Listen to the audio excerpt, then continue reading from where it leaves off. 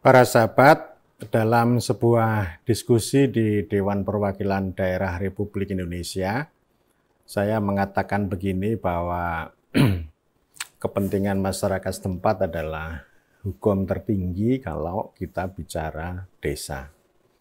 Jadi ya desa itu milik masyarakat setempat, tetapi kalau pemerintah desa itu milik rakyat. Jadi masyarakat setempat ini yang paling utama. Kalau kita bernegara sesuai makna di balik konstitusi, ya kedaulatan rakyat adalah sebagai hukum tertinggi. Ya, kedaulatan sama kepentingan. Ya. Tetapi ada salah satu anggota DPD, Bapak Muhammad Nuh, itu menyampaikan kritik kepada kalimat saya tadi. Kenapa kalau kita membuat kebijakan kok dasarnya kepentingan? Karena kepentingan itu kan begitu banyak ya, dan lebih baik ya dalam studi pembangunan yang beliau pelajari bahwa kebijakan itu tidak didasarkan pada kepentingan maupun angka-angka, ya, melainkan pada wisdom, pada kebajikan. Ya. Nah ini saya kira menarik, ya, kita bisa dalami, kita bisa pelajari tentang kaitan antara kepentingan, kebajikan dan ini ya kebijakan. Ya. Ya memang betul itu secara normatif kita itu membuat kebijakan itu ya kalau didasarkan pada angka itu dosa besar.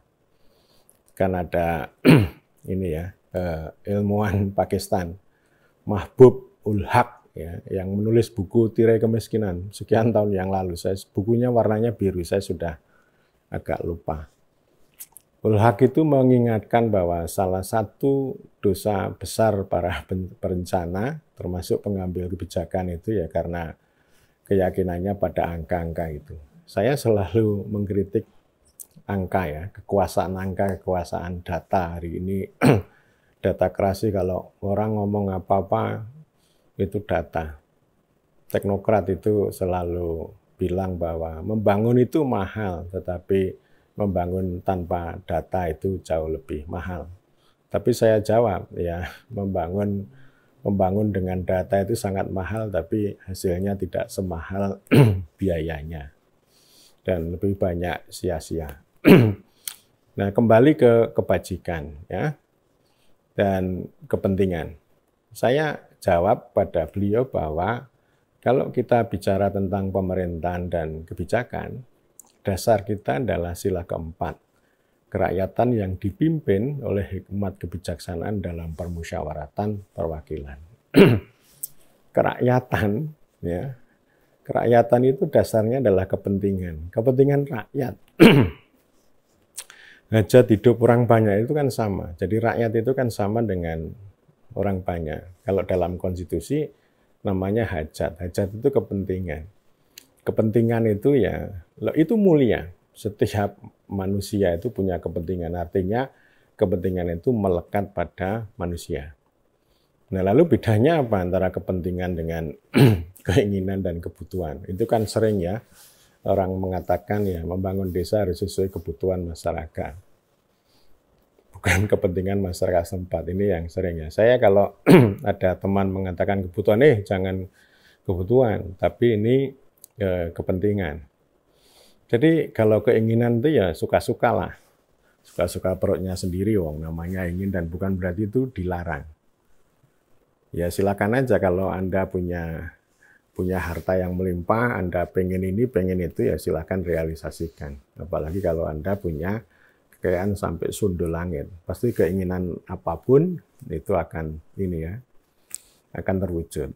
Dan sering juga yang namanya keinginan ini kan satu level dengan titah ya, dengan raja ya. Raja ingin itu ya, keinginannya ya. Jadi artinya keinginan itu sangat privat banget ya. Jadi kekuasaan yang sangat privat itu nanti diwujudkan dengan keinginan ya. Jadi itu hasrat. Tapi itu saya kira manusiawi ya. manusiawi, tetapi maksud saya ya keinginan itu tidak memandang pihak lain. Jadi selfish ya, melayani dirinya sendiri gitu. Kalau nanti pejabat itu yang diomongkan keinginan-keinginan terus, itu bisa menjadi despot ya. Jadi kekuasaan yang melayani dirinya sendiri. Kebutuhan itu juga hampir sama. Kebutuhan itu bersifat privat ya. Ya misalnya, ya saya butuh makan, saya butuh sandang, pangan, papan gitu ya.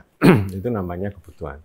Kebutuhan itu sangat privat, bukan berarti yang privat itu tidak punya dampak publik. Kalau ada orang banyak nggak bisa punya sandang, papan, pangan, nah itu namanya jadi publik. Kalau jadi publik itulah namanya kepentingan. Jadi artinya begini, bahwa kepentingan itu ya artinya sesuatu yang sifatnya ini, istilahnya private interest, kepentingan orang-orang, tetapi dianggap penting dalam ranah publik atau karena punya dampak terhadap publik. Jadi ini punya apa namanya? Yang satu itu private interest, kepentingan pribadinya masing-masing. Yang kedua itu public values. Artinya setiap orang itu punya hak untuk memperjuangkan atau mewujudkan kepentingannya, tetapi jangan sampai merugikan pihak lain. Nah, oleh karena itu ini kan namanya kan kepentingan. Warga itu juga punya kepentingan ya, warga. Orang mau pinter, mau sehat, mau makmur gitu ya, atau doktrinnya kalau kita ngomong otonomi daerah itu kan tujuannya kesejahteraan. Katanya kesejahteraan itu rakyat berotak cerdas, berbadan sehat, berkantong tebal. Itu namanya interest ya. Itu hajat hidup orang banyak yang punya kaitan dan punya dampak terhadap institusi negara atau pemerintah yang memang memperoleh mandat dari orang banyak. Jadi istilahnya kan maksud saya begini, kepentingan itu bersifat umum ya. Kalau kebutuhan itu bersifat privat, bukan berarti yang privat itu tidak punya dampak ke publik ya. Tetapi poinnya kepentingan itu kebutuhan yang dianggap sangat penting dan itu hakikat dari manusia. Rakyat itu juga punya kepentingan. Misalnya para petani pengen ada pupuk yang mudah dan murah misalnya, karena mereka mengalami problem kalau musim tanam itu menghadapi pupuk yang langka, mahal lagi gitu. Tapi kalau sudah panen itu harganya jatuh, harga gabah, harga beras itu, harga gabah ya terutama sangat jatuh dan itu dipermainkan oleh tengkulak. Jadi artinya apa yang dipikirkan petani dan itu punya kaitan dengan tengkulak, itulah namanya interest, itulah namanya kepentingan. Jadi artinya ya baik itu keinginan maupun kebutuhan yang punya dampak publik, itulah kita sebut sebagai kepentingan. Nah, kepentingan masyarakat setempat juga sama. Intinya berbeda dengan kepentingan warga negara. Kalau setiap orang, setiap individu mau pintar, mau sehat, itu namanya kepentingan warga negara. Dan itu menjadi tugas negara, tugas pemerintah. Demikian juga dengan bekerja. Bekerja itu bisa disebut sebagai kewajiban privat, sebagai hak privat, sekaligus juga kewajiban publik. Hak privat itu artinya ya setiap orang, setiap warga negara punya hak untuk memperoleh lapangan pekerjaan secara layak, dan kewajiban publik itu artinya ya pemerintah itu punya kewajiban sekurang-kurangnya enabling, memungkinkan itu setiap warga negara itu bisa bekerja. Karena dengan bekerja itu bisa memperoleh penghidupan yang layak ya. Setelah penghidupan yang layak lalu bisa mengakses layanan publik dengan lebih baik, bisa taat aturan, bisa membayar pajak. Itu lalu sama prinsipnya atau menjadi pengejawantahan dari sila kedua kemanusiaan yang adil dan beradab. Jadi konkretnya ya bekerja ya. Jadi bekerja itu namanya kepentingan warga negara. Kalau kepentingan masyarakat setempat yang ini terkait dengan desa itu kehidupan sosial, antara lain soal pirukunan. Kan kita ini kan berbeda kalau ada orang mengatakan ya kehidupan desa di Jepang maupun di Arab itu tidak mengenal bertetangga. Kalau kita kan sangat mengenal ya, mungkin karena iklim yang berbeda itu membuat kita ini ya harus begitu ya, harus bertetangga dan sebagainya. Itu kan saya kira perjalanan yang panjang ya, meskipun sekarang banyak milenial yang tidak pengen bertetangga, tetapi ya masih tetap saja, dan itu saya kira di orang Amerika pun juga sangat risau kalau terjadi krisis modal sosial. Jadi krisis komunitas itu juga mereka rasakan. Saya kira itu sangat manusiawi. Lalu ada kepentingan soal budaya. Jadi budaya itu cipta rasa karsa mereka, kesenian mereka, itu penting untuk dihadirkan. Demikian juga yang sangat penting itu ekologi dan ekonomi. Ekologi itu ya soal agraria, soal lingkungan, soal hutan, air, dan sebagainya. Dan itu saya kira punya nilai ekonomi dan sekaligus punya nilai ekologis. Itu namanya kepentingan masyarakat setempat. Jadi artinya kalau kita bicara desa, yang harus menjadi perhatian utama adalah kepentingan masyarakat setempat. Bukan soal stunting itu ya. Saya selalu kritik ini soal stunting ini kan itu template dari dunia sana dibawa ke sini gitu ya. Padahal ya banyak orang yang stunting tapi ya pinter hebat seperti Profesor B.J. Habibie gitu. Nah, kerakyatan itu ya punya makna banyak, tetapi yang paling dasar ya kepentingan itu tadi. Tapi tentu saja kepentingan yang dipimpin oleh hikmat kebijaksanaan. Ya, itu poinnya penting itu ya. Dipimpin oleh hikmat kebijaksanaan. Dipimpin itu artinya ya kayak demokrasi terpimpin itu. Artinya pemerintah itu penting. Karena kepentingan yang begitu banyak dan itu tidak mungkin untuk semuanya bisa diwujudkan. Nah, di sanalah yang kita hadir pemerintah sebagai ekspresi kepentingan publik. Jadi artinya ya pemerintah ini akan memimpin, akan membuat kebijakan, akan membuat semacam prioritas kepentingan apa yang diutamakan. Ya misalnya infrastruktur. Ya, infrastruktur ini menjadi kepentingan yang itu dipimpin oleh pemerintah. Mengapa infrastruktur? Ya karena infrastrukturnya rusak. Kalau infrastruktur rusak lalu merusak persepsi orang banyak pada pemerintah. Kalau infrastruktur rusak itu menciptakan ketidakadilan. Kalau infrastruktur rusak itu mengganggu pembangunan dan sebagainya lah. Nah, ini namanya dipimpin. Nah, hikmat kebijaksanaan ini menurut saya adalah kebajikan itu. Jadi kebajikan ini kan bicara soal baik dan benar. Bukan benar dan baik ya, baik dan benar. Jadi baik dan benar itu sama dengan amaliyah dan ilmiah. Jadi bukan kalau kita mengikuti Soekarno itu bukan ilmu ilmiah, tetapi ilmu amaliyah. Amalnya yang ilmiah ya. Jadi amalnya jangan ngawur. Kalau ngawur itu nanti tidak hikmat kebijaksanaan atau tidak mengandung kebajikan. Sebaliknya, ilmu yang ilmiah itu juga tidak mengandung hikmat kebijaksanaan, tidak mengandung kebajikan. Yaitu hanya untuk melayani dirinya sendiri. Saya ingin sering mengatakan bahwa ilmu ilmiah itu tidak amalia atau ilmu yang semakin jauh dari rakyat tetapi dekat dengan tengkulak. Karena itu pilihan katanya hikmat kebijaksanaan ini itu saya kira dasar ya. Tetapi dasarnya ini adalah proses dialektika melalui permusyawaratan atau perwakilan itu untuk membicarakan kepentingan rakyat, kepentingan orang banyak atau hajat hidup orang banyak.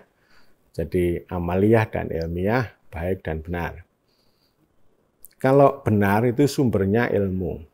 Hukum itu juga sering dikatakan sebagai sumber kebenaran. Tetapi kalau rakyat itu adalah sumber kebaikan. Karena rakyat itu tidak berurusan dengan benar dan salah. Kita sering mendengar kalimat, people can do no wrong. Rakyat tidak bisa berbuat salah. right wrong is my country ya.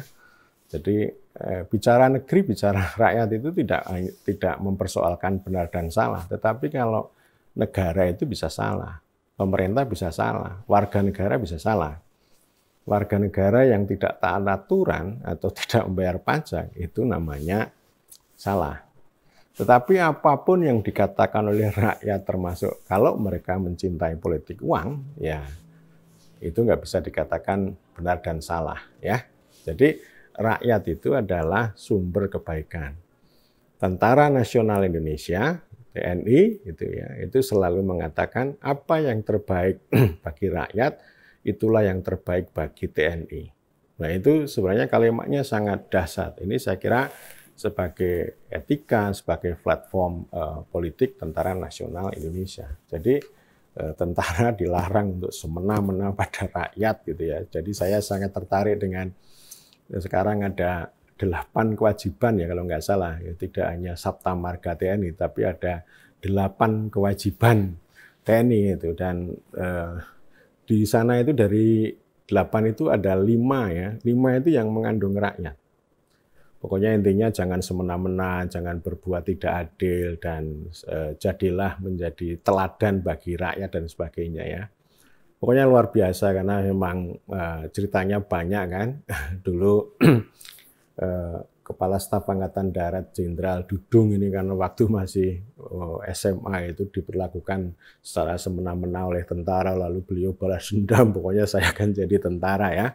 Setelah beliau menjadi pimpinan Angkatan Darat kan lalu mengatakan pada anak buahnya harus baik sama rakyat, jangan semena-mena pada rakyat. Ya. Jadi saya sangat terharu terhadap apa yang disampaikan oleh Jenderal Dudung gitu ya. Hebat gitu ya. Jadi memang begitu rakyat itu ya. Jadi rakyat itu sumber kebaikan ya. Jadi kalau ini ilmu itu sumber kebenaran, rakyat itu sumber kebaikan, atau rakyat itu sebagai basis amaliyah gitu. Kalau ilmu itu yang ilmiah, di atas semua itu adalah Tuhan. Jadi Tuhan itu sumber kebaikan dan sumber kebenaran. Jadi kebajikan itu ya berasal dari Tuhan. Yang diwujudkan kalau kebaikan melalui rakyat, kalau kebenaran melalui ilmu. Ini sama dengan politik dengan pengetahuan. Karena itu ini harus disambung. Antara politik dan pengetahuan ini harus disambung, dan yang namanya kebajikan itu adalah soal politik dan pengetahuan. Mempertautkan itu. Atau antara tadi ya soal etika misalnya, kalau baik buruk kan bicara soal etika juga. Lalu dengan tadi norma, kalau benar salah itu kan soal norma, itu harus dikaitkan, jangan sampai norma membunuh etika atau etika itu melupakan norma ya. Jadi jangan sampai kita ini justru manusia menjadi malaikat karena memperoleh bisikan dari setan yang menggunakan etika atau moral itu untuk mencaci maki orang lain. Jadi maksud saya ya, ini kan soal memadukan agar kerakyatan atau kepentingan rakyat itu tidak menjadi mobokrasi. Artinya ini kritik Aristoteles ya, demokrasi itu kan pemerintahan yang dipimpin oleh gerombolan rakyat yang miskin dan bodoh gitu ya. Artinya ini terus kemudian ditangkap ini sebagai tirani mayoritas. Kalau kepentingan tirani mayoritas ini diutamakan, itu kan bisa menindas yang minoritas. Karena itu demokrasi itu juga harus dibingkai ya. Jadi tidak hanya soal kebebasan sebebas-bebasnya gitu, tetapi dibingkai dengan hikmat kebijaksanaan atau dengan kebajikan. Tapi bukan berarti kebajikan itu anti kepentingan, itu salah juga ya. Artinya kita tidak hanya didasarkan pada pada kebaikan karena etika dan norma, atau antara etika dengan ilmu pengetahuan, tetapi tadi itu namanya hajat hidup orang banyak ya. Karena itu sudah tepat misalnya kalau presiden itu sering bertemu sama rakyat, mendengarkan suara rakyat, itulah kepentingan rakyat. Itu dasarnya.